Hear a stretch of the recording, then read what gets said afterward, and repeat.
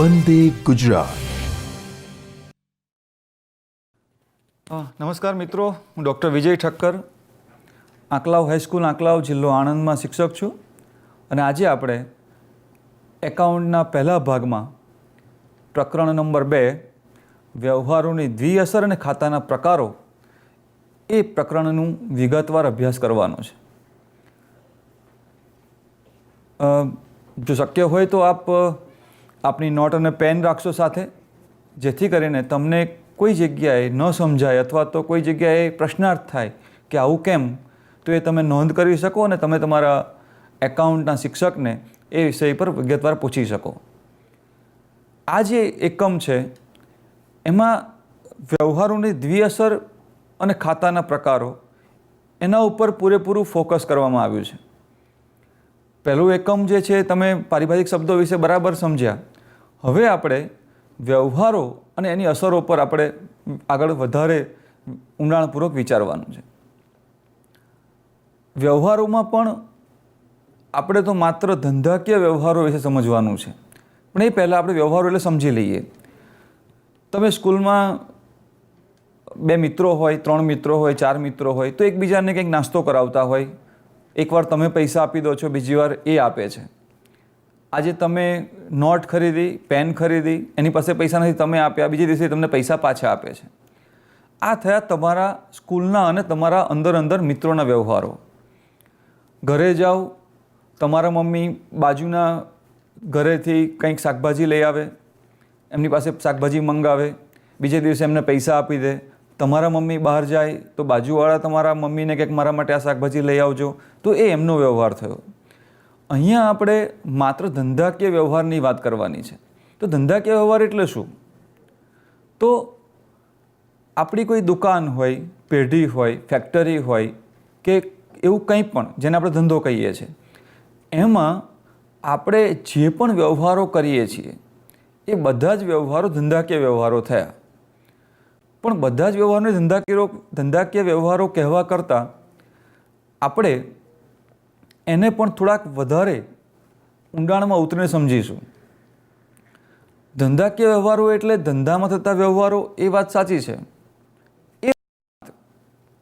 એમાં નાણું સંકળાયેલું હોય, આ બધી વિગતો પણ આપણે વિગતવાર સમજવી છે. તો સૌથી પહેલાં આપણે સમજીએ કે વ્યવહારો એટલે શું અને એમાંય ધંધાકીય વ્યવહાર એટલે શું. તો હવે તમે તમારી સામે જે સ્લાઇડ આવે એમાં બરાબર ધ્યાનથી શબ્દ વાંચજો અને પછી આપણે એને નિરાતે સમજીએ છીએ. તો પહેલું છે ધંધાકીય વ્યવહાર એટલે શું.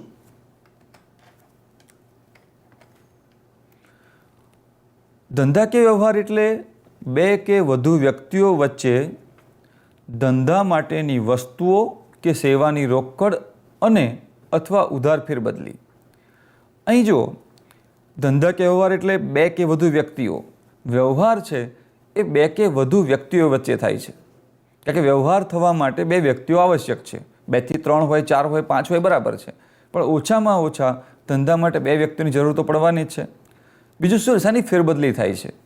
તો કે આપણી પાસે ધંધો હોય તો વસ્તુની ફેરબદલી થાય. આપણે ધંધામાંથી માલ વેચીએ, આપણને પેલા પૈસા આપે, એ પ્રકારનો વ્યવહાર થયો. બીજી વાત છે સેવાની. તમે ડૉક્ટર પાસે જાઓ તો ડૉક્ટર તમને કોઈ વસ્તુ નથી આપતો, પણ માત્ર તમને માર્ગદર્શન આપે છે, તમારા દર્દને પારખે છે, તમારો રોગ મટાડે છે, એ સેવા આપે છે. વકીલ છે, તમને માર્ગદર્શન આપે છે, એ સેવા આપે છે. તો તમે સેવા લો છો તો વસ્તુ કે સેવાના બદલામાં રોકડનો વિનિમય, પણ માત્ર રોકડ પણ નહીં, ત્યાં ઉધાર પણ હોઈ શકે. ઉધાર એટલે જે પૈસા તમારે અત્યારે તાત્કાલિક નથી આપવાના, પણ થોડાક સમય પછી આપવાના છે. તો આવી જે ફેરબદલી છે એને ધંધાકીય વ્યવહાર કહીએ છીએ. ધંધાકીય વ્યવહારમાં પહેલો મુદ્દો એ છે કે વ્યવહાર ધંધાનો હોવો જોઈએ. ઘરનો, અંગત એવા વ્યવહારની વાત ધંધામાં આવતી નથી. ધંધાકીય વ્યવહારમાં એની અસર ધંધાને થવી જોઈએ, એ પહેલો મુદ્દો છે. બીજી વાત એ છે કે આ ધંધાનો આર્થિક વ્યવહાર હોવો જોઈએ. હવે તમને એમ થશે કે પાછું આર્થિક વ્યવહાર એટલે શું? આપણે એને હવે પછીની સ્લાઇડમાં સમજવાનું છે. અત્યારે તમે એમ વિચારો કે આર્થિક વ્યવહાર એટલે જે વ્યવહારનું નાણાકીય મૂલ્ય હોય.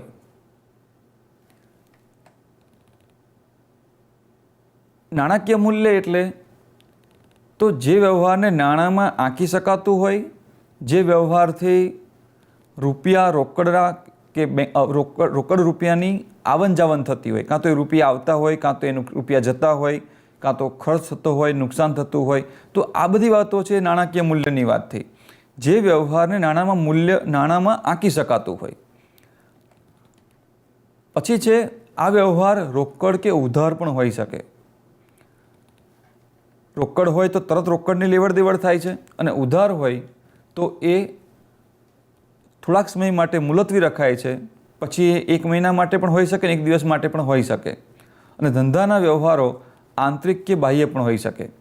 અહીંયા મિત્રો તમે જે આ 5 લક્ષણો જુઓ છો, એ 5 લક્ષણો માટે એવું કહેવાય છે કે જો તમને અત્યારે એ વાત બરાબર ન સમજાય તો તમને એવું લાગે કે આવું તો હોય, તો ચિંતા ન કરતા.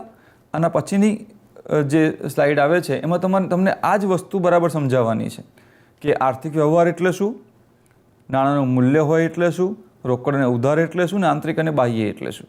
તો બીજી વાત એ છે, જે ધંધાનું મુખ્ય વાક્ય છે કે નો ટ્રાન્ઝેક્શન નો એકાઉન્ટ. જો વ્યવહાર થાય જ નહીં તો આપણો આ વિષય એકાઉન્ટ તમે જે ભણી રહ્યા છો એ વિષય જ ના હોય.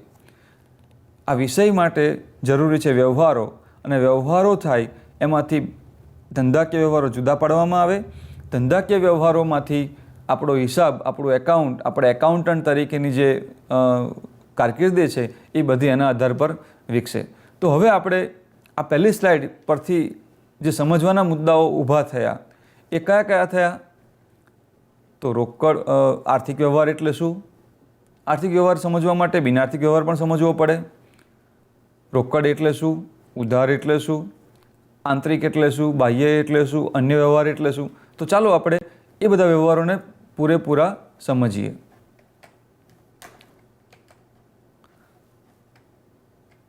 અહીં ધંધાકીય વ્યવહાર છે એના મુખ્ય 2 પ્રકાર છે, આર્થિક વ્યવહાર અને બિનઆર્થિક વ્યવહાર. આર્થિક વ્યવહારના આમ મુખ્ય પ્રકાર 2 જ, રોકડ અને ઉધાર. પણ ક્યારેક ક્યારેક અન્ય વ્યવહારને પણ આપણે સ્થાન આપીએ છીએ. જ્યારે બિનઆર્થિક વ્યવહારના મુખ્ય 2 પ્રકાર આંતરિક અને બાહ્ય વ્યવહાર. હવે આપણે ક્રમશઃ આ બધી જ બાબતને સમજીએ. તો પહેલું છે આર્થિક વ્યવહાર.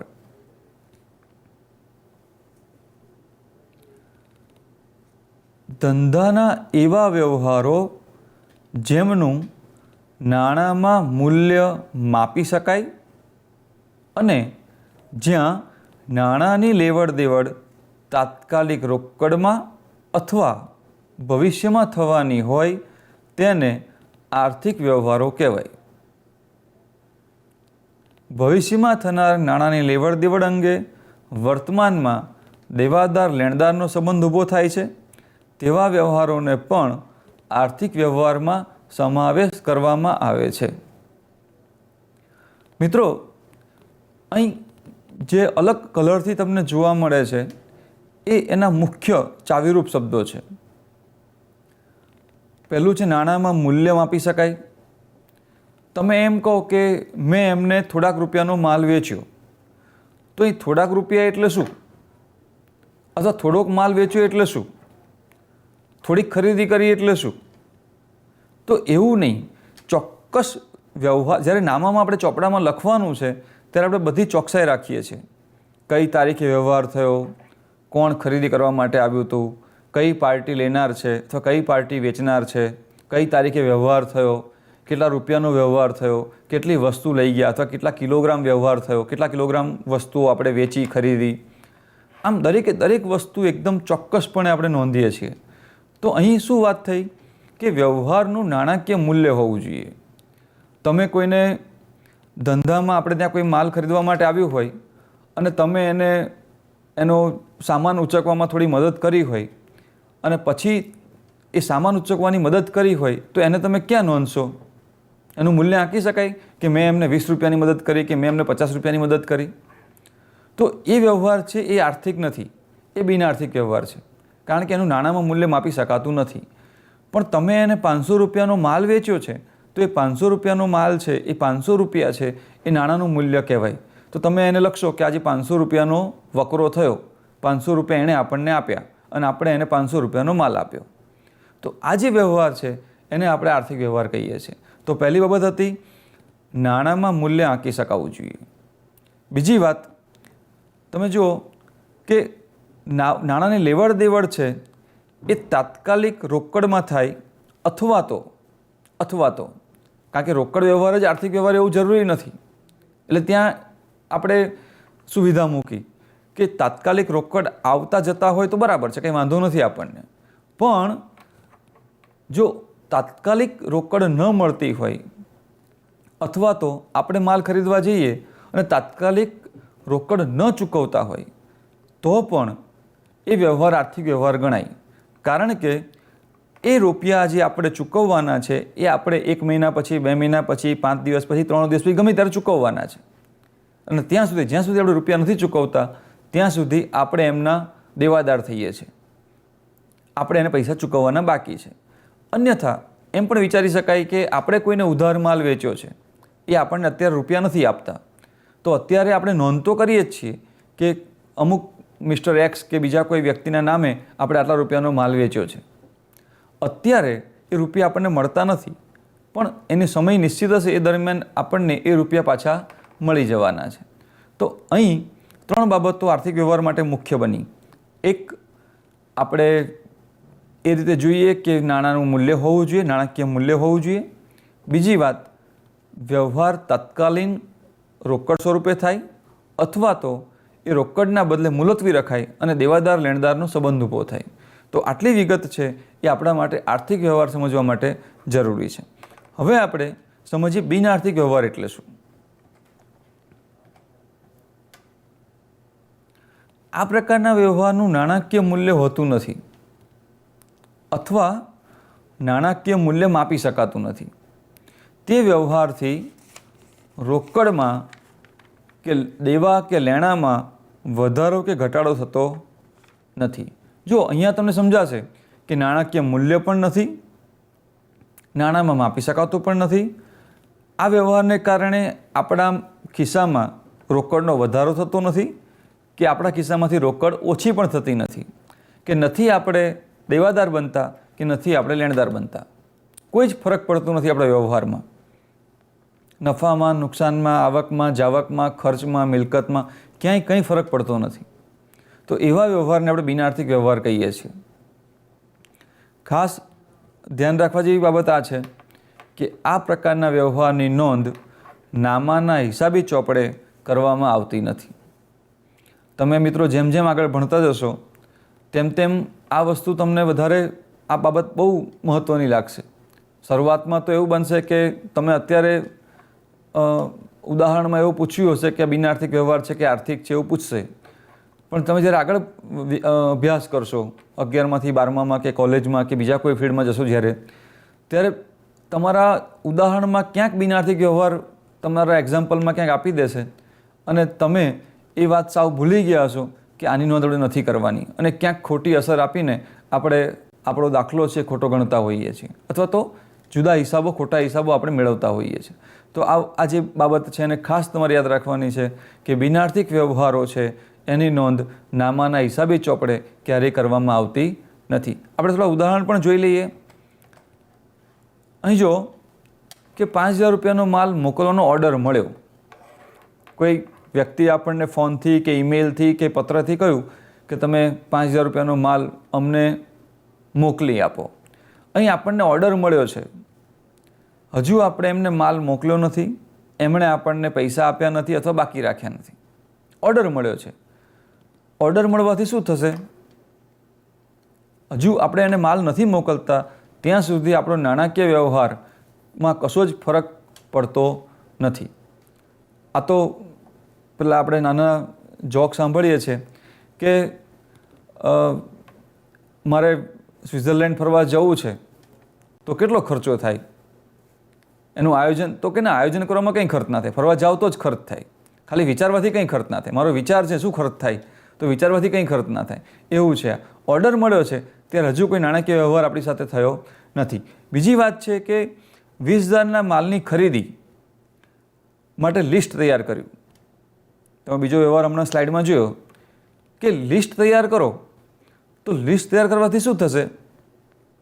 તમે ખરીદી નથી કરી, તમે ડીમાર્ટમાં કે કોઈ મોલમાં કે બીજી કોઈ દુકાનમાંથી કરિયાણું ખરીદવા માટે લિસ્ટ કરો છો, તો એનાથી તમારા ખિસ્સાના પૈસા ઘટી નથી જતા. હજુ તો લિસ્ટ કર્યું છે.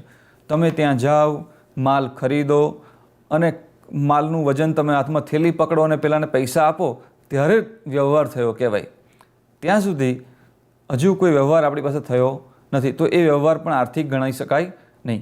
ત્રીજી બાબત છે કે 50,000ના માલના વેચાણ માટે સેલ્સમેન સાથે મીટિંગ ગોઠવી. હજુ માલ વેચાયો નથી, આપણું ટાર્ગેટ છે કે આટલો માલ વેચવો છે અને વેચવા માટે આપણે શું કર્યું છે કે સેલ્સમેન સાથે મીટિંગ ગોઠવી છે. મીટિંગ થાય પછી માલ વેચાય એ પછીની વાત છે, હજુ દૂરની વાત છે. તો અત્યારે એને પણ આપણે આર્થિક વ્યવહાર ગણતા નથી. તો આવા પ્રકારના વ્યવહારોને બિનઆર્થિક વ્યવહારો ગણાય. હવે તમે જોયું કે આર્થિક અને બિનઆર્થિક વ્યવહાર, એની અંદર આર્થિકના મુખ્ય જે 3 ભાગ હતા, રોકડ વ્યવહાર, ઉધાર વ્યવહાર અને અન્ય વ્યવહાર. તો પહેલાં આપણે રોકડ વ્યવહાર વિશે સમજીએ, પછી આપણે ઉધાર વ્યવહાર વિશે સમજીશું અને એના પછી અન્ય અને આંતરિક અને બાહ્ય વ્યવહારો વિશે સમજીશું. સૌથી વધારે વ્યવહારો જે થાય છે ધંધામાં, એમાં સૌથી વધારે વ્યવહારો રોકડ અને ઉધારના હોય છે. એમાંય એવું માની શકાય કે મોટા ભાગના વ્યવહારો રોકડ થાય છે. તમે જુઓ છો દિવસે દિવસે ઉધાર વ્યવહારોની સંખ્યા ઘટતી જાય છે. હા, બહુ મોટા વ્યવહારો જે થાય છે કંપનીઓ સાથેના, ઉદ્યોગો સાથેના, એ વ્યવહારો ઉધાર થાય છે. આમ તો ઉધાર ન કહેવાય, પણ મુદતી થાય છે કે 15 દિવસ પછી અથવા આજે માલ પહોંચ્યો હોય તો 15 દિવસની અંદર આપણે એનો વ્યવહાર કરવો. પણ નાના દુકાનો, કરિયાણાના સ્ટોર અથવા તો શહેરમાં જે મલ્ટીનેશનલ આ બધા જે સ્ટોર્સ છે, એ બધી જગ્યાઓ પર હવે રોકડ વ્યવહાર થઈ ગયા છે. એટલે આપણે એવું વિચારવાનું કે વધારે વ્યવહારો રોકડ થાય છે, પછી વ્યવહારો ઉધાર થાય છે અને બાકીના વ્યવહારો છે એ બહુ જ નહિવત અથવા ક્યારેક ક્યારેક એની જરૂર પડતી હોય છે. પણ તમે જ્યારે 11મા ધોરણમાં ભણો છો ત્યારે તમને આ 2 વસ્તુ વ્યવહાર પસંદ કરતાં આવડી જાય, ઓળખ કરતાં આવડી જાય કે વ્યવહાર રોકડ છે કે ઉધાર, તો તમે ઘણી બધી અંશે એકાઉન્ટને સરળતાથી સમજી શકશો. તો પહેલું આપણે સમજીએ રોકડ વ્યવહાર એટલે શું. આ પ્રકારના વ્યવહારોમાં માલ, મિલકત, સેવાના બદલામાં રોકડની લેવડ દેવડ થાય છે. એટલે કે રોકડ ધંધામાંથી જાય, ઓછી થાય, અથવા રોકડ ધંધામાં આવે અથવા વધે. આપણા ખિસ્સામાંથી જ્યારે જ્યારે રોકડ જાય છે, આપણા ખિસ્સું એટલે ગલ્લો અથવા બેંક, આપણે ધંધો કરતા હોઈએ અને આપણા ગલ્લામાંથી, આપણા ખિસ્સામાંથી કે આપણા ચેકબુકથી ચેક લખીને કે એવી રીતે અથવા આવે બેંકમાંથી પૈસા, તો આ બધા વ્યવહારોમાં જ્યાં જ્યાં રોકડ અને બેંક વધે કે ઘટે, એ બધા જ વ્યવહારો રોકડ સમજવા. એકદમ સરળ વાત છે. આપણે તરત વિચારવાનું કે આ વ્યવહાર થયો એના કારણે આપણા રૂપિયા ઘટ્યા, આપણું બેંક બેલેન્સ ઘટ્યું, આપણા રૂપિયા વધ્યા, આપણા ગલ્લામાં રૂપિયા આવ્યા, ખિસ્સામાં રૂપિયા આવ્યા, અથવા આપણું બેંક બેલેન્સ વધ્યું, ઘટ્યું. આટલી વસ્તુ આપણે જોઈ લઈએ તો આપણને તરત સમજાય કે જ્યાં જ્યાં રોકડની લેવડ દેવડ થાય, રોકડ વધે ઘટે, ત્યાં ત્યાં આ વ્યવહાર રોકડ છે એવું સમજવું. એટલે 3 પ્રકારના વ્યવહારની વાત થઈ. એક માલને લગતા વ્યવહારો એટલે ખરીદ વેચાણના વ્યવહારો, મિલકતને લગતા વ્યવહારો, મિલકત આવે જાય, અને ત્રીજા વ્યવહારો છે સેવાના વ્યવહારો. આપણે સેવા લઈએ, રોકડા રૂપિયા આપીએ, તરત વ્યવહાર રોકડ થયો. આપણે કોઈ વસ્તુ મિલકત ખરીદીએ, તરત રૂપિયા આપીએ, મિલકતનો વ્યવહાર થયો, રોકડનો વ્યવહાર થયો, રોકડ વ્યવહાર થયો. આપણે ધંધામાંથી કોઈ માલ વેચીએ, આપણને રૂપિયા મળે, તરત રોકડ વ્યવહાર થયો. તો બહુ ટૂંકમાં યાદ રાખવું હોય તો એટલું યાદ રાખી શકાય કે આપણા ધંધામાં રૂપિયા આવે કે જાય, રૂપિયા વધે કે ઘટે, ત્યારે એ વ્યવહાર રોકડ છે. વધારે ઊંડાણમાં સમજવું હોય તો રૂપિયા 1000નો પંખો ખરીદ્યો. અહીં મિલકતનો વ્યવહાર છે. મિલકત, પંખો એ મિલકત છે, એ આપણા પાસે આવે છે. આપણે બજારમાં ગયા, પંખો ખરીદ્યો અને આપણે બદલામાં શું આપ્યું? રૂપિયા આપ્યા. તો અહીં જુઓ, પંખો આવે છે અને રોકડ ધંધામાંથી જાય છે. વ્યવહાર કેવો કહેવાય? રોકડ વ્યવહાર. રૂપિયા 5,000નો માલ રોકડેથી વેચ્યો. આપણા દુકાને, આપણા ધંધામાં, આપણા સ્ટોર્સ પર, આપણા શોરૂમ પર કોઈ વ્યક્તિ આવે છે અને ધંધામાંથી માલ લઈ જાય છે. મિત્રો, તમને એ વાતની જાણ હશે, જો તમે પહેલું એકમ બરાબર ધ્યાનથી સમજ્યા હશો, કે ધંધાનો માલિક જેનો ખરીદ વેચાણ કરે છે એને આપણે માલ કહીએ છીએ. સ્ટેશનરીની દુકાન હોય અને સ્ટેશનરીનો લેવડ દેવડ થતી હોય, ખરીદ વેચાણ થતું હોય, તો એ દુકાનના માલિક માટે નોટ, ચોપડી, પેન્સિલ, ફૂટપટ્ટી આ બધું માલ છે. પણ એ પંખો ખરીદે તો એના માટે માલ નથી, એ મિલકત છે. પણ જો તમારે ઇલેક્ટ્રોનિક્સનો સ્ટોર હોય, ઇલેક્ટ્રોનિક્સની દુકાન હોય, તો તમારા માટે ફ્રીજ, ટીવી, પંખો, એસી આ બધું માલ છે. પણ તમે જો લાકડાની ખુરશી ખરીદો તો તમારા માટે પછી મિલકત બની જાય છે. તમારે ફર્નિચરની દુકાન હોય તો તમારા માટે ટીપોય, ખુરશી, ટેબલ, ડાઇનિંગ ટેબલ આ બધું માલ છે. પણ એમાં પછી તમે ટીવી ખરીદો તો તમારા માટે મિલકત બની જાય છે. તો અહીંયા જે વસ્તુનો આપણે વ્યવહાર કરીએ, ધંધો કરીએ છીએ, તો 5,000નો માલ રોકડેથી વેચ્યો તો અહીં ધંધામાંથી માલ ઓછો થાય છે અને રોકડ ધંધામાં આવે છે. અહીં બંને વ્યવહારમાં તમે જુઓ, પહેલામાં રોકડ ધંધામાંથી જાય છે, બીજા વ્યવહારમાં રોકડ ધંધામાં આવે છે. તો આ બંને વ્યવહારોને કેવા વ્યવહારો કહીશું આપણે? રોકડ વ્યવહાર. ત્રીજો વ્યવહાર જુઓ, 700 પગારના ચૂકવ્યા. આપણે ત્યાં કોઈ કામ કરવા માટે માણસ આવે છે, 1 મહિના માટે એ કામ કરે છે, કદાચ કચરા પોતું કરે અથવા સફાઈ કરે, પાણી ભરે, તો આપણે એને ધારો કે 700 રૂપિયા પગાર નક્કી કર્યો હોય તો 1 મહિના સુધી એ કામ કરે છે. 1 મહિનો પૂરો થાય એટલે આપણે એને આપણા ધંધામાંથી 700 રૂપિયા ચૂકવીએ છીએ. અહીં જો આપણને કશું મળ્યું નથી, દ્રશ્ય સ્વરૂપે કશું જ નથી મળ્યું, પણ આપણને એની સેવા મળી છે અને સેવાના બદલામાં આપણે શું આપીએ છીએ? એને રોકડ આપીએ છીએ. તો આ પ્રકારના વ્યવહારોને આપણે રોકડ વ્યવહાર કહીએ છીએ. આ ત્રણે ત્રણ વ્યવહારમાં તમે ધ્યાનથી જુઓ, તમને સમજાશે કે ધંધામાંથી કાં તો રોકડ આવે છે કાં તો રોકડ જાય છે, રોકડ વધે છે અથવા ધંધામાંથી રોકડ ઘટે છે. તો આટલી વિગત રોકડ વ્યવહાર સમજવા માટે મને લાગે છે કે તમારા માટે પૂરતી છે. હવે આપણે સમજીએ ઉધાર વ્યવહાર. ઉધાર વ્યવહાર એટલે શું? તો આ પ્રકારના વ્યવહારોમાં માલ, મિલકત, સેવાના બદલામાં રોકડની લેવડ દેવડ તાત્કાલિક ધોરણે મુલતવી રહે છે, તરત નથી આપવાના. એટલે કે રોકડ ધંધામાંથી તાત્કાલિક જતી કે આવતી નથી, પરંતુ ભવિષ્ય માટે, ભવિષ્યમાં આવે કે જાય છે. અત્યારે આપણે કોઈ દુકાનથી, આપણા ત્યાં કરિયાણાની દુકાન હોય અને આપણે કોઈ વસ્તુ લઈ આવીએ છીએ, એક તેલનો ડબ્બો લઈ આવીએ છીએ, પછી એમ કહીએ છીએ કે ભાઈ પપ્પાનો પગાર 1 મહિના પછી થવાનો છે ત્યારે આપી દઈશું. તો અત્યારે આપણી પાસે તેલનો ડબ્બો આવે છે પણ આપણા ઘરમાંથી રૂપિયા જતા નથી. એવી રીતે ધંધામાં પણ, ધંધામાં કોઈ વસ્તુની જરૂર હોય અથવા આપણે એવા વ્યવહાર હોય તો આપણે કોઈ વસ્તુ લઈ આવીએ છીએ પણ અત્યારે તરત રૂપિયા આપતા નથી.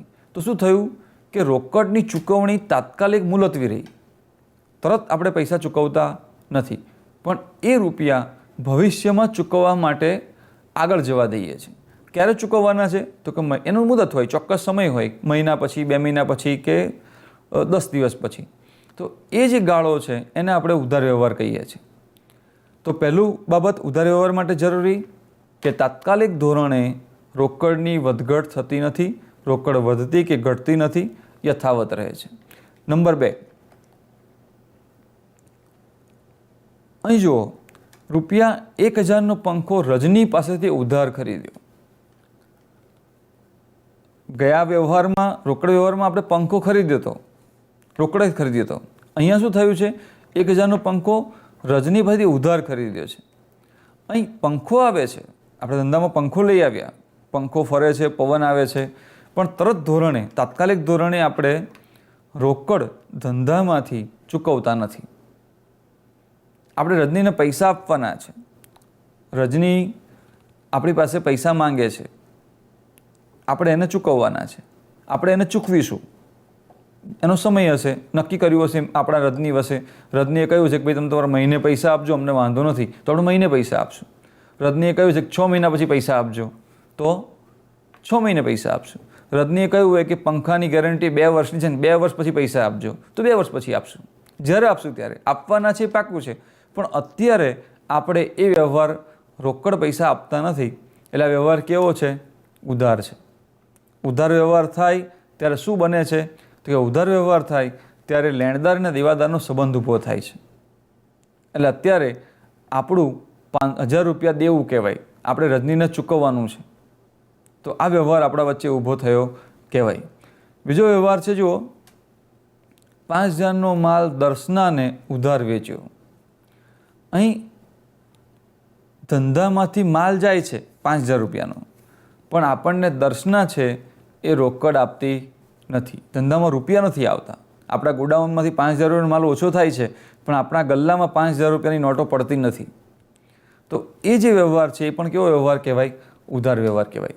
હવે મિત્રો, તમને આ બંને વાતો બહુ સ્પષ્ટપણે સમજાઈ ગઈ હશે કે રોકડ વ્યવહાર થાય ત્યારે રોકડની લેવડ દેવડ થાય, આવન જાવન થાય, રોકડ વધે ઘટે.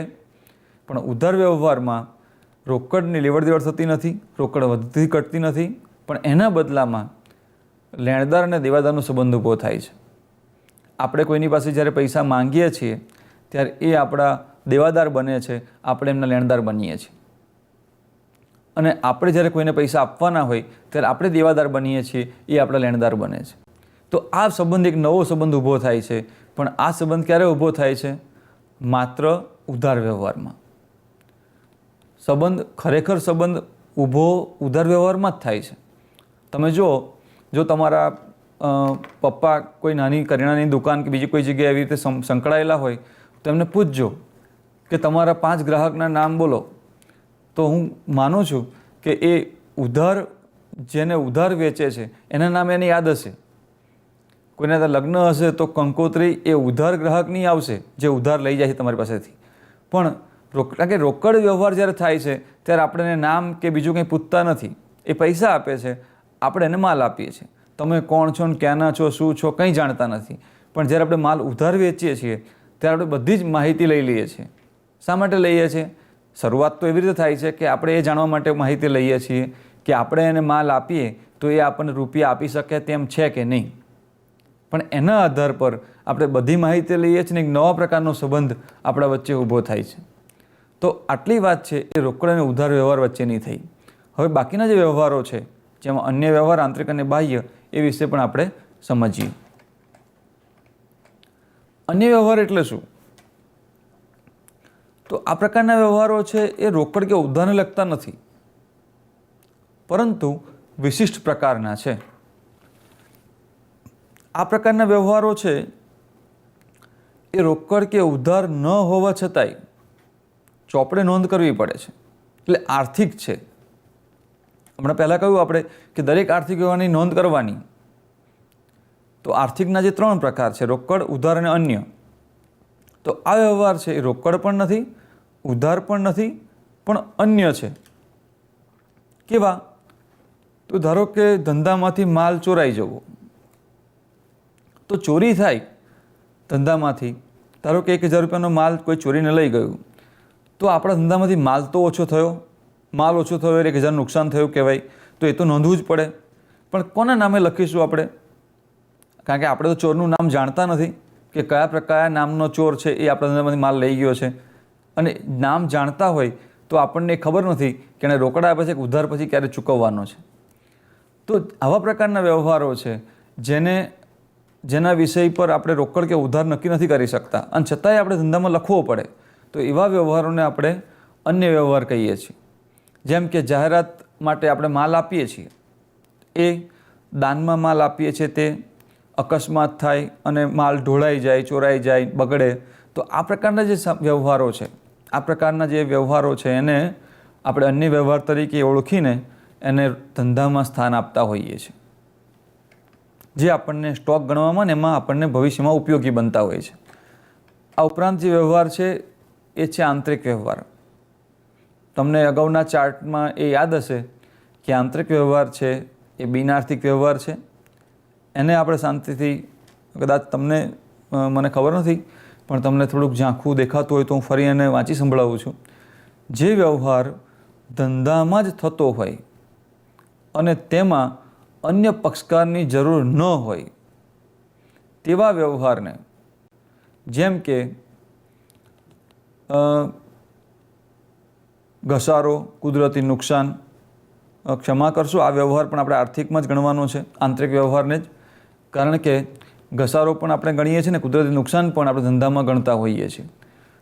એ સિવાય બાહ્ય વ્યવહાર, તમે જુઓ કે આંતરિક વ્યવહારમાં પક્ષકારોની જરૂર નથી પડતી, એક જ પક્ષકાર, કારણ કે ધંધાના. બાહ્ય વ્યવહાર કેવા છે તો કે જે વ્યવહાર ધંધા અને અન્ય પક્ષકારો વચ્ચેના હોય,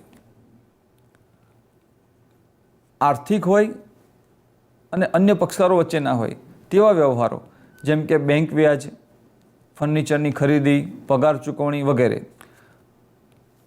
અહીં આ જે વ્યવહારો છે એમાં ગ્રાહક સાથેના વ્યવહારો નથી. ફરી એકવાર હું તમને પુનરાવર્તન કરીશ. જે ચાર્ટ હતો એ ફરી આપણે મનમાં યાદ કરી લઈએ કે વ્યવહારોના બે પ્રકાર, આર્થિક અને બિનઆર્થિક. બિનઆર્થિક વ્યવહાર છે એની નોંધ કરવાની જ નથી, એટલે ત્યાં આપણે એને ભૂલી જવાનો છે. જેનું નાણાંમાં મૂલ્ય નથી એવા વ્યવહારો અને જેની આપણે નોંધ કરવાની નથી એવા વ્યવહારો. આર્થિક જે વ્યવહારો છે એના જ આપણે ભાગ કર્યા: રોકડ વ્યવહાર, ઉધાર વ્યવહાર, અન્ય વ્યવહારો, આંતરિક વ્યવહારો અને બાહ્ય વ્યવહારો. આવી રીતે આપણે આર્થિક વ્યવહારને આવી રીતે 5 ભાગમાં આપણે વહેંચીએ છીએ. પણ મોટાભાગના વ્યવહારો તો રોકડ અને ઉધાર પ્રકારના જ હોય છે. એટલે તમે ધારો કે તમે અત્યારે જ હમણાં 11મા ધોરણમાં પ્રવેશ મેળવ્યો છે અને કોમર્સ વિષય તમારા માટે નવો છે. તમને ધારો કે અન્ય વ્યવહાર ન સમજાય, આંતરિક વ્યવહાર ન સમજાય, બાહ્ય વ્યવહાર ન સમજાય તો ચિંતા ન કરતા.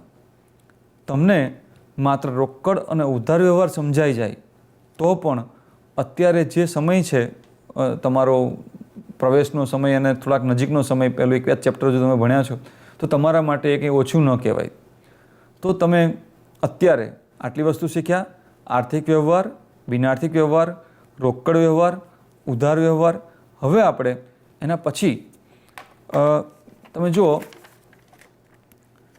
કે નક્કી કરી લઈએ કે આર્થિક વ્યવહાર અને બિનઆર્થિક વ્યવહાર તમને ઓળખતા આવડ્યું કે કેમ. તો તમારી પાસે નોટ પેન પણ હશે, તમે લખી પણ શકો તો વિચારી પણ શકો અને તમે તમારા મનમાં જવાબ આપી શકો. તમે જ્યાં ટીવી સામે બેઠા છો ત્યાં તમારા શિક્ષક હાજર હોય તો તમે એ જવાબ એને તમારા શિક્ષકને પણ તમે કહી શકો, તો બાજુમાં બેઠેલા મિત્રને પણ કહી શકો કે આ વ્યવહાર આર્થિક છે કે બિનઆર્થિક છે, રોકડ છે, ઉધાર છે, એવી રીતે. તો આપણે જોઈ લઈએ. ₹500ની સાયકલ ખરીદી. શું લાગે છે આ વ્યવહારમાં? કેવો વ્યવહાર લાગે છે?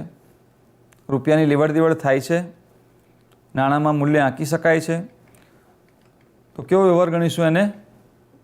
આર્થિક વ્યવહાર ગણીશું. કારણ કે અહીં ₹500ની સાયકલ છે, ધંધા માટે આપણે ખરીદીએ છે.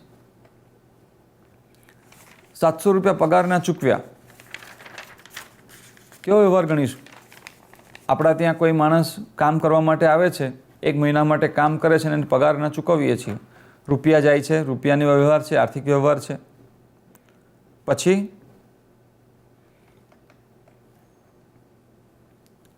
2000નો માલ ખરીદવા માટે ઓર્ડર આપ્યો. પાછું યાદ કરો, હમણાં શું કહ્યું હતું કે ઓર્ડર આપીએ છીએ એના કારણે કંઈ ધંધામાં માલ વધતો ઘટતો નથી, રોકડ વધતી ઘટતી નથી, લેવાદાર દેવાદારનો સંબંધ ઊભો થતો નથી. તો આ પ્રકારના વ્યવહારને કેવો વ્યવહાર કહીશું આપણે? બિનઆર્થિક વ્યવહાર.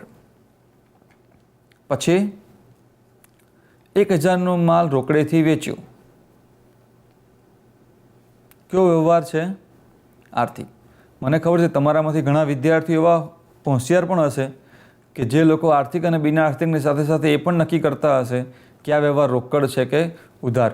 પણ મિત્રો, આટલું શીખ્યા પછી આપણે તરત રોકડ અને ઉધાર વ્યવહાર વિશે પણ સમજવાનું છે, કારણ કે આટલું નક્કી કરવાથી એકાઉન્ટ આવડી નથી જવાનું. પહેલાં તો હજુ આર્થિક અને બિનઆર્થિક નક્કી કરીશું, એમાંથી બિનઆર્થિકને કાઢી નાખીશું, આર્થિકમાંથી પછી આપણે રોકડ અને ઉધાર વ્યવહાર પણ નક્કી કરતા શીખવાનું છે. ₹2000નો માલ ઓર્ડર પ્રમાણે મળ્યો, કેવો વ્યવહાર લાગે છે? વિચારો તો થોડા. જો અગાઉના વ્યવહારમાં 2000નો માલ ખરીદવા ઓર્ડર આપ્યો હતો ત્યારે આપણે શું વ્યવહાર ગણ્યો હતો? બિનઆર્થિક. હવે એ ઓર્ડર પ્રમાણે એમણે આપણને માલ મોકલી આપ્યો છે. જ્યારે એ માલ મોકલી આપે છે ત્યારે એમના ગોડાઉનમાંથી 2000નો માલ ઘટે છે અને આપણા ગોડાઉનમાં, આપણી દુકાનમાં 2000નો માલ વધે છે. હવે આપણે એમના દેવાદાર થયા, આપણે 2000 રૂપિયા ચૂકવવાના છે. તો આ વ્યવહાર કેવો ગણીશું? આપણે આર્થિક વ્યવહાર ગણીશું.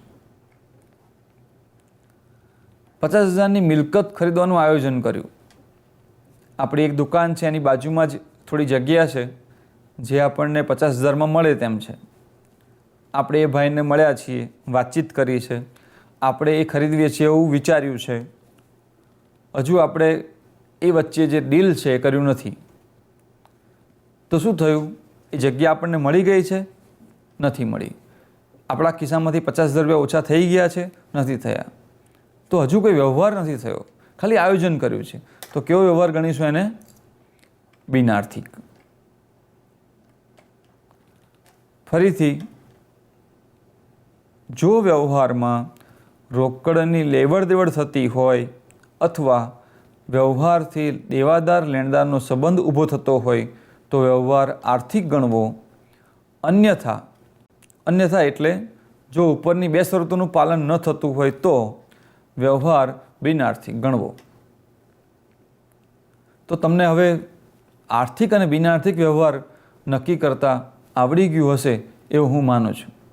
તમે તમારા પાઠ્યપુસ્તકમાં ઉદાહરણ અને સ્વાધ્યાયના પ્રશ્નો આપ્યા છે, એમાં ઘણા બધા વ્યવહારો છે. તમારે આ લેક્ચર પૂરું થાય એટલે પહેલું કામ એ કરવાનું છે કે તમે આર્થિક અને બિનઆર્થિક વ્યવહાર જુદા પાડતા તમને ઓળખતા આવડી ગયું છે કે નહીં એ તમારે ચેક કરવાનું છે. એના કારણે શું થશે કે તમે અત્યારે ને અત્યારે શીખ્યા છો એ સીધું તમને ત્યાં મદદરૂપ થવાનું છે. હવે આર્થિક વ્યવહાર અને બિનઆર્થિકમાંથી બિનઆર્થિક વ્યવહારની નોંધ થતી નથી, એને આપણે સાવ જુદું કરી નાખીએ છીએ. તો હવે કયા વ્યવહારો બાકી રહ્યા? આર્થિક. તો આર્થિક વ્યવહાર આપણને ખબર પડી જાય પછી આપણે એને બે ભાગમાં વહેંચવાના છે. કયા બે ભાગ? તો એ વ્યવહારોને બે ભાગમાં વહેંચવાના, એક રોકડ વ્યવહાર અને બીજો ઉધાર વ્યવહાર. તો આપણે એ સમજવા માટે એના થોડાક નિયમો છે, એ નિયમોને સમજવા પડે. આપણે થોડાક પુસ્તક કરતાં થોડાક જુદી રીતે 4-5 નિયમો તમને યાદ રહે એવા છે. તમે એને લખી પણ શકશો અને તમે એને યાદ પણ રાખી શકશો. આ 5 નિયમો આવડે એટલે તમે કોઈ પણ પ્રકારનો વ્યવહાર હોય તો એ રોકડ છે કે ઉધાર એ નક્કી સરળતાથી કરી શકશો.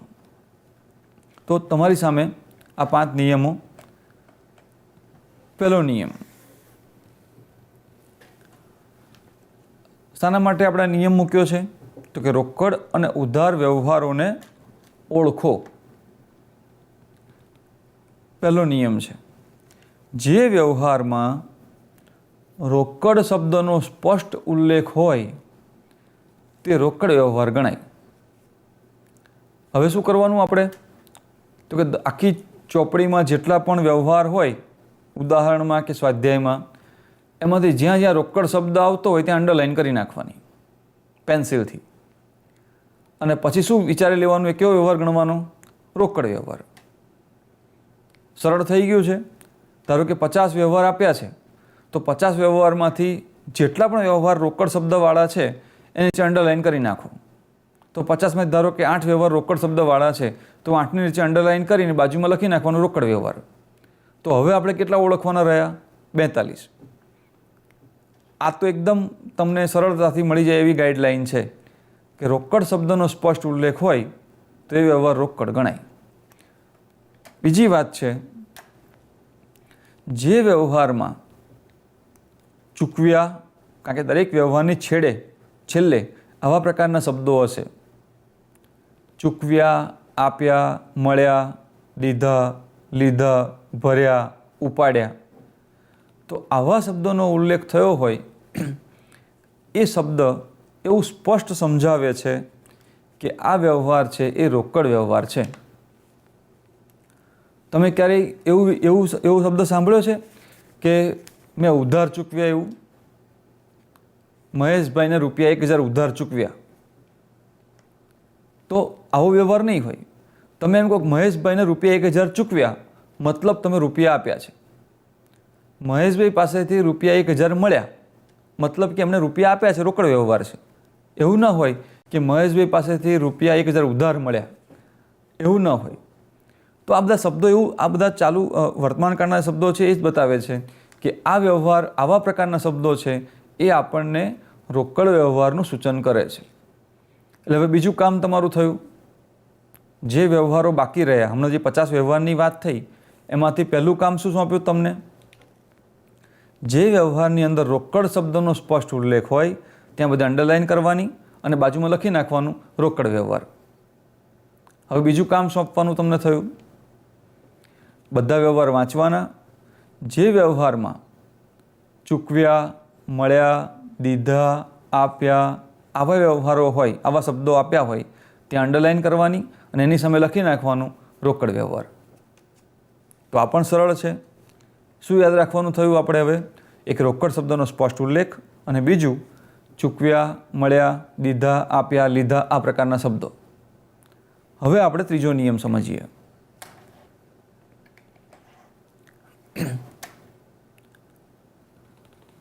જો વ્યવહારમાં રોકડ શબ્દનો સ્પષ્ટ ઉલ્લેખ હોય અને વ્યક્તિનું નામ આપેલું હોય તો પણ રોકડ વ્યવહાર ગણવો. આ વ્યવહાર, આ તમને થોડું વિશિષ્ટ લાગશે કારણ કે આ પહેલા વ્યવહાર, જે પહેલો નિયમ છે એમાં આ નિયમ સમાયેલો છે. હમણાં મેં થોડાક સમય પહેલાં જ ઉદાહરણ આપ્યું હતું એક, કે વ્યક્તિનું નામ છે એ મોટે ભાગે ઉધાર વ્યવહાર સાથે સંકળાયેલું હોય છે, મોટે ભાગે. જેમ કે આપણી કોઈ ગામમાં કરિયાણાની કે બીજા કોઈ પ્રકારની દુકાન છે, મેડિકલ સ્ટોર છે. કોઈ એક બાળક ₹50 લઈને આવે છે અને કહે છે કે મને 1 કિલો ગોળ આપો. આપણે તરત ₹50 લઈએ છીએ અને આપણી દુકાનમાંથી 1 કિલો ગોળ આપીએ છીએ. ધારો કે ₹47 હોય તો ₹3 ઉપર પાછા આપીએ છીએ. હવે આ જ વ્યવહારને સહેજ જુદી રીતે જુઓ. આપણે દુકાનમાં બેઠા છીએ, ગ્રાહક તરીકે એક બાળક આવે છે, એ કહે છે કે 1 કિલો ગોળ આપો. આપણે એને ગોળ આપ્યો, પછી આપણે કહીએ છીએ કે પૈસા, તો એ બાળક એમ કહે છે કે મારા પપ્પા આપી દેશે. હવે આપણે પૂછીશું કે ભાઈ તારા પપ્પાનું નામ શું? હું તો તને ઓળખતો નથી. તો એ કહે છે કે મારા પપ્પાનું નામ છે રમેશભાઈ છે. તો ફરી પાછા આપણે પૂછીશું રમેશભાઈ કયા? તો કે આ પેલા ડિસ્કનેક્શનવાળા. હવે જુઓ, આપણે પૂછી લીધું કે રમેશભાઈ ડિસ્કનેક્શનવાળા, એ આપણે લખી નાખ્યું. પહેલા છોકરો જે ₹50 લઈને આવ્યો હતો એને આપણે કંઈ ન પૂછ્યું, અને બીજો છોકરો આવ્યો એને કહ્યું કે ભાઈ 1 કિલો ગોળના પૈસા કોણ આપશે? તો તરત આપણે નામ પૂછ્યું. કે રોકડ વ્યવહાર છે એ વ્યક્તિના નામ વગરનો હોઈ શકે. વ્યક્તિનું નામ હોય પણ ખરું, ના પણ હોય, પણ ના પણ હોઈ શકે કંઈ વાંધો નથી. પણ ઉધાર વ્યવહાર તો ક્યારેય વ્યક્તિના નામ વગરનો હોય જ નહીં. કારણ કે ઉધાર વ્યવહાર છે તો વ્યક્તિનું નામ તો સંકળાયેલું જ હશે. ન સંકળાય તો કોને પછી પૈસા માંગીશું, કોને પૈસા આપીશું? તો અહીંયા વ્યક્તિનું નામ હોય તો આપણે એવું સમજવાનું નથી કે વ્યવહાર ઉધાર છે. વ્યક્તિનું નામ હોય તો વ્યવહાર ઉધાર હોઈ શકે છે, પણ જો એમાંય રોકડ શબ્દનો ઉલ્લેખ હોય તો વ્યવહાર કેવો સમજવાનો? આપણે રોકડ સમજવાનો. તો આ એક પહેલા નિયમનો જ પેટા નિયમ જેવો નિયમ છે. રોકડ શબ્દનો સ્પષ્ટ ઉલ્લેખ હોય ને વ્યક્તિનું નામ બંને હોય તો મહત્ત્વ કોને આપવાનું? રોકડ શબ્દને આપવાનું, અને એને આપણે વ્યવહાર રોકડ તરીકે જાણી લેવાનું. ચોથો નિયમ છે, જે વ્યવહારમાં રોકડ શબ્દનો સ્પષ્ટ ઉલ્લેખ ના હોય અને વ્યક્તિનું નામ આપેલું હોય તો તે વ્યવહાર ઉધાર ગણાય. ત્રીજો વ્યવહાર અને ચોથા વ્યવહાર વચ્ચે ઘણું સામ્યતા છે. જુઓ, પહેલામાં રોકડ શબ્દનો સ્પષ્ટ ઉલ્લેખ હોય ને વ્યક્તિનું નામ હોય તો શું ગણવાનું છે? વ્યવહાર રોકડ. પણ અહીંયા રોકડ શબ્દનો ઉલ્લેખ નથી, પણ વ્યક્તિના નામનો ઉલ્લેખ છે. જ્યારે વ્યક્તિના નામનો ઉલ્લેખ હોય અને વ્યવહારમાં રોકડ શબ્દનો ઉલ્લેખ ન હોય ત્યારે વ્યવહાર ઉધાર ગણાય. અને છેલ્લે પાંચમો વ્યવહાર છે, પાંચમો નિયમ છે એ છે કે જે વ્યવહારમાં ઉધાર કે શાક પર શબ્દનો સ્પષ્ટ ઉલ્લેખ હોય ત્યારે તે વ્યવહાર ઉધાર ગણાય. મિત્રો, આમ તો આ પાંચ નિયમના ત્રણ જ નિયમ મહત્ત્વના બની જાય છે. એક પહેલો નિયમ રોકડ શબ્દનો સ્પષ્ટ ઉલ્લેખ, બીજો નિયમ ચૂકવ્યા, આપ્યા, મળ્યા, દીધા, ભર્યા, ઉપાડ્યા એ બંને રોકડ, અને ત્રીજો નિયમ વ્યક્તિનું નામ આપેલું હોય. આપોઆપ ખબર પડી જવાની છે આપણે કે વ્યવહાર કેવો છે. જો ઉધાર ઉલ્લેખ હોય તો એ વ્યક્તિનું નામ તો અંદર આપેલું જ હશે. એમ નહીં લખ્યું હોય કે 5,000નો માલ ઉધાર વેચ્યો તો એ વ્યવહાર ખોટો સાબિત થશે. પણ આપણે એવું અંદર લખ્યું જ હશે કે 5,000 રૂપિયાનો માલ ઉધાર વેચ્યો તો કોને વેચ્યો એવું અંદર સ્પષ્ટ હશે, એટલે વ્યક્તિનું નામ અંદર આવી ગયું છે. અને જો રોકડ શબ્દનો ઉલ્લેખ અને વ્યક્તિનું નામ બંને હોય તો પહેલો નિયમ લાગુ પડશે કે રોકડ શબ્દનો સ્પષ્ટ ઉલ્લેખ છે જ, વ્યક્તિનું નામ હોય કે ના હોય. તો આવી રીતે મેં 3ના 5 નિયમો બનાવ્યા છે. તમે 5ના 3 નિયમો યાદ રાખીને પણ આ વ્યવહારોનું તમારું કામ આગળ ચલાવી શકો. કેટલા નિયમો છે અને કેટલા યાદ રાખવા એ મહત્ત્વનું નથી. મહત્ત્વનું એ છે કે તમને રોકડ અને ઉધાર વ્યવહાર ઓળખતા આવડી જાય.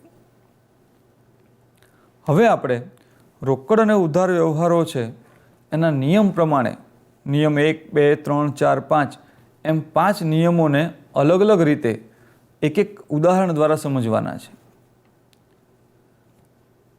તમે તમારા પાઠ્યપુસ્તકમાં જે ઉદાહરણ હોય એની સાથે જોઈને અથવા એ વ્યવહાર વાંચીને જાતે પણ નક્કી કરી શકો કે એક વ્યવહાર વાંચવાનો, પછી 5 નિયમ એકવાર મોઢે બોલવાના અને જોવાનું કે આ 5માંથી કયા પ્રકારનો નિયમ લાગુ પડે છે. જે નિયમ લાગુ પડતો હોય, મને ખબર છે, હું મારા ક્લાસમાં આ પ્રકારનું કામ કરાવતો હોઉં છું કે એક વિદ્યાર્થી વ્યવહાર વાંચે, પછી અમે એને કહીએ બીજા વિદ્યાર્થીને કે ચલો કયો નિયમ લાગુ પડશે, તો કે ત્રીજો. તો બીજા એક વિદ્યાર્થીને પૂછે ત્રીજો નિયમ શું છે, એટલે ત્રીજો નિયમ વાંચી સંભળાવે. અને પછી તરત અમે એને કહીએ કે ત્રીજા નિયમમાં શું છે, તો કે ત્રીજા નિયમમાં વ્યક્તિનું નામ આપેલું રોકડ શબ્દનો સ્પષ્ટ ઉલ્લેખ હોય એવું આપણને કહ્યું છે. તો તરત એ ત્યાં લખે નિયમ નંબર 3 પ્રમાણે વ્યવહાર રોકડ છે. તો શું થયું કે તમે રોકડ અને ઉધાર વ્યવહાર નક્કી કરતાં તમને આવડી જશે તો તમે બહુ જ સરળતાથી વ્યવહારનું અર્થઘટન, ખાતાના પ્રકારો અને એમાં ચોક્કસ નિર્ણય લઈ શકશો. કારણ કે તમારે જ્યારે ખરેખર એકાઉન્ટની શરૂઆત આ બધી લગભગ થિયરી જેવું છે. શરૂઆત આમનોથી થશે અને આમનો લખતી વખતે તમને રોકડ વ્યવહાર છે કે ઉધાર એ બહુ જ કામમાં લાગવાનું છે. મિત્રો, આપણે હવે થોડા અગત્યના પ્રશ્નો, આ તમે વિડીયો જોયો તેમાંથી કયા પ્રશ્નો આપણા માટે અગત્યના છે એના વિશે થોડી વાત કરી લઈએ. ઘણીવાર પરીક્ષામાં આવા પ્રકારના પ્રશ્નો પૂછાતા હોય છે કે બેવડી અસર એટલે શું. તો આપણે પહેલાં શીખ્યા કે નામાના સિદ્ધાંતોમાં કોઈ પણ વ્યવહાર થાય તો એની 2 અસર થાય છે. એક જ પક્ષે 2 અસર થાય છે. સામેના પક્ષે એ એકાઉન્ટ લખે, નામું લખે તો બીજી અસર થાય, પણ આપણા પક્ષે આપણા વ્યવહારમાં નામામાં 2 અસર થાય છે. અને 2 અસર એટલા માટે થાય છે કે એ 2 અસરને આધારે છેક સુધી એની ઉધારને જમા બાકી તૈયાર થાય અને એમ થતાં થતાં છેક છેલ્લે આપણે વાર્ષિક હિસાબો સુધી પહોંચીએ છીએ. અને વાર્ષિક હિસાબોને આધારે આપણે આપણા હિસાબો ખરા છે કે ખોટા, અથવા તો એમાં કોઈ પ્રકારની ભૂલ છે કે કેમ, તે બધું આપણે જાણી શકીએ છીએ. તો કોઈ પણ વ્યવહારની 2 અસર થાય, એક ઉધાર થાય અને જમા થાય, અને આ ઉધાર કે જમા કઈ રીતે થાય તેના ચોક્કસ સિદ્ધાંતો છે જે આપણે ભણી ગયા છીએ. એના નિયમો છે, વ્યક્તિ ખાતાના નિયમો છે, માલ મિલકત ખાતાના નિયમો છે, ઉપજ ખર્ચ ખાતાના નિયમો છે. તો એ નિયમોને આધારે આપણે નક્કી કરતા હોઈએ છીએ. તો આ બાબત છે એ આ પ્રશ્નમાં આપણે મૂકી શકીએ. અને બીજો એક પ્રશ્ન પણ આ સંદર્ભમાં આપણા માટે જરૂરી છે કે બિન આર્થિક વ્યવહાર કોને કહેવાય. અહીં આપણે આર્થિક વ્યવહાર પણ સમજવો જોઈએ કે જે વ્યવહારનું ધંધામાં નાણાકીય મૂલ્ય છે એ બધા જ વ્યવહારો આર્થિક વ્યવહાર કહેવાય. હવે નાણાકીય મૂલ્યને એવો અર્થ સમજવાની જરૂર નથી કે રોકડ આવે કે જાય તો નાણાકીય મૂલ્ય કહેવાય. કોઈ વ્યવહાર થાય ત્યારે રોકડ આવે કે જાય એ તો નાણાકીય મૂલ્ય છે જ, પણ રોકડ સિવાય ઘણીવાર આપણે કોઈ ધંધાના વ્યવહારો ઉધાર રીતે કરીએ. અત્યારે આપણે ઉધાર ખરીદ્યું તો આપણી પાસે રોકડ જતી નથી, પણ એના બદલામાં લેણા કે દેવાનો સંબંધ ઊભો થાય છે. તો આવા કોઈ પણ વ્યવહાર જે વ્યવહારથી નાણાકીય મૂલ્ય હોય વ્યવહારનું અને લેણા કે દેવાનો સંબંધ ઊભો થતો હોય એ બધા આર્થિક વ્યવહાર થયા. હવે બિનઆર્થિક કેવા? એ પ્રશ્ન આપણને બિનઆર્થિક પૂછ્યો છે. તો બિનઆર્થિક એટલે તમે એવું લખી શકો અથવા તો એવું સમજી શકો કે જે વ્યવહારનું ધંધામાં નાણાકીય મૂલ્ય ન હોય એ બધા જ વ્યવહારો બિનઆર્થિક વ્યવહાર કહેવાય છે. અથવા તો જે વ્યવહાર થાય એ આપણે આપણા ચોપડામાં લખવાની જરૂર ન લાગતી હોય.